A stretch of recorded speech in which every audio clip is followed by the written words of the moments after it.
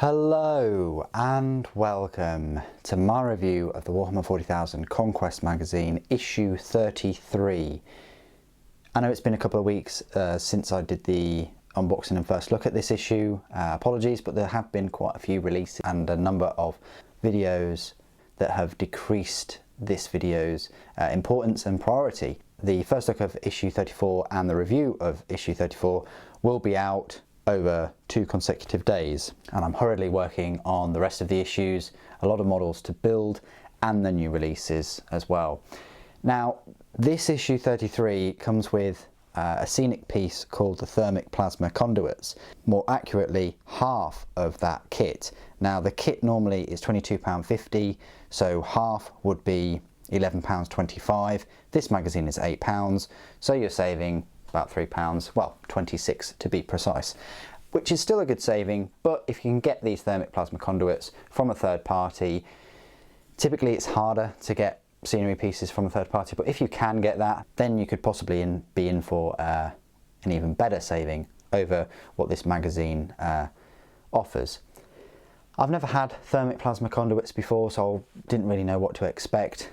They went together okay, I suppose. There's lots of mould lines. It's made in China. All their scenery pieces made in China. We'll go through the pieces and we'll look at them in detail in a moment. But first, as always, I like to have a recap of the magazine and what it included. I haven't glued these, look, so you can mix and match them or do what you like. So overall, there's 4 pieces. But let's have a look what's included in the magazine. So there's a picture of the thermic plasma conduits there. It talks about the Space Marines Chapter Masters, the Honor Guard, Cities of the Imperium, Death from Above, lovely picture of some Blood Angels there, and then the thermic plasma conduits themselves, how to build them. Yeah, they're just in halves, essentially, with supports. And that's it, and they're built. How to paint them, they explain you just put a layer of lead belcher all over them, shade them with Nuln Oil, it's a good tip. Put some Retributor armour on, and then paint the canisters, shade the gold with the Agrax. That's a good tip. I'd go one step further and dry brush them with Necron compound. It doesn't explain that there, but I'm sure you get Necron compound at some point, and that just makes the metal pop even more. So you've got 3 kind of contrasting colours. You've got the lead belcher, you've got the dark recesses of the lead belcher, and then you've got the raised highlights of the Necron compound. It explains barricades and conduits. It says that they operate in exactly the same way as barricades, with one extra rule: hazardous cover. Hazardous cover, you roll a d6 every time you make a saving throw of 7+, usually 6, plus for 1 being cover. For every model within 3 inches of the terrain feature with this ability in shooting phase, on a 1, the model's unit suffers 1 mortal wound. Ooh. So it's hazardous cover. Conduits in play gives you a nice example there of how they work. A mission briefing for protect the pipeline and drain the power. So decent magazine. It shows you gives you a preview of the next 2 issues, which will be issue 34 that comes with 3 of the Death Guard miniatures from the Dark Imperium, and then issue 35 comes with that lovely looking Primaris Chaplain. I'm looking forward to giving you a review of that one. So that's the magazine. Let's have a look at the scenery pieces themselves then. So as I said, I haven't glued them together. This one is kind of, well, it's going to be by itself because you can't really attach anything to there, and that is like a broken part of the pipeline there, on purpose, so it's been sabotaged or whatever.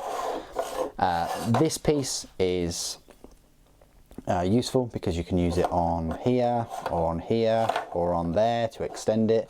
You can even have another barricade behind it. You can have this separate on its own. I haven't glued these canisters in. You can pop them out, these plasma canisters. They fit in quite snugly, which is brilliant. You can have that relay there or right at the end to lengthen that barricade even further, or you can have 3 sets and have this separate, or even put it on the end of one of these two. It's really up to you. I like how essentially you're getting, well, 3 or 4 scenery kits in one, or you can just have it as 2 if you like, but the minimum will be 2 if you choose to have this pipeline a bit longer, a bit extended. And the fun part is when we get the second set of these, you know, the other half, that's going to make this pipeline even longer, which is fantastic.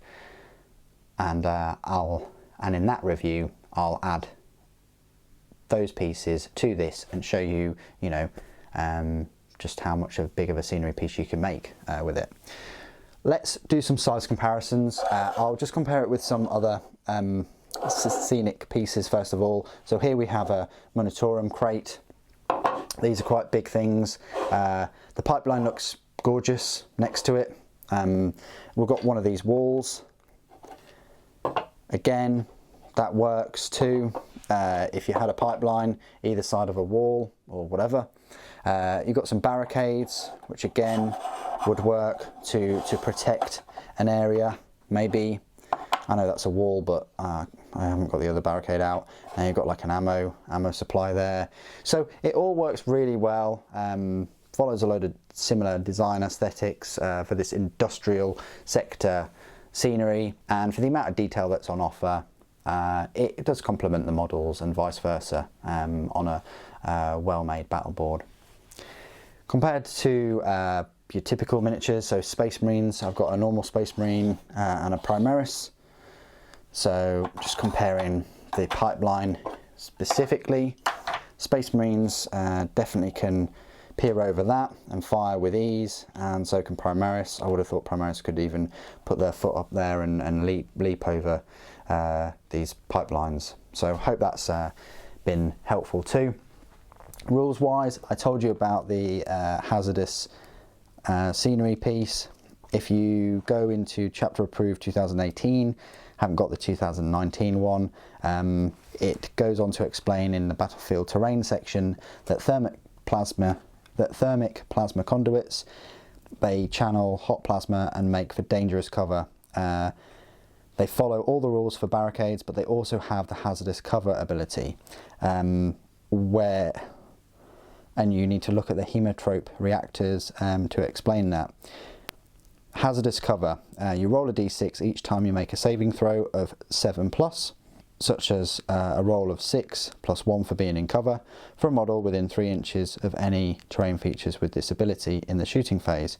On a 1, the model's unit suffers 1 mortal wound. So if you're getting that 7+, then you're going to suffer a mortal wound for taking cover there, which isn't too bad, but it definitely could get you a mortal wound, so you've got to be careful with this scenery pieces. Anyway, that's pretty much all I can talk about with the thermic plasma conduits. They're a pretty fun bit of scenery. I like the pipeline. I want to see trains and train tracks and things in 40k. That would be pretty awesome at some point, but as it stands, we've got a huge amount of scenery. I just wish there'd be more Xenos scenery in future.